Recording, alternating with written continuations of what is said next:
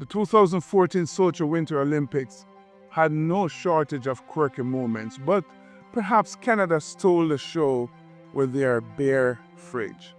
A mysterious red fridge was placed in Canada's Olympic House, but it only opened with a Canadian passport. Athletes from other countries were left scratching their heads and thirsty while the Canadians enjoyed their exclusive brew. Now, here's the thing. Was it a brilliant marketing stunt or just good old-fashioned fun? Either way, it added a light-hearted touch to an intense competition. What's the most creative or funny thing you've ever seen at the Olympics? Share it below and raise a toast to the lighter side of the games. Keep on pushing.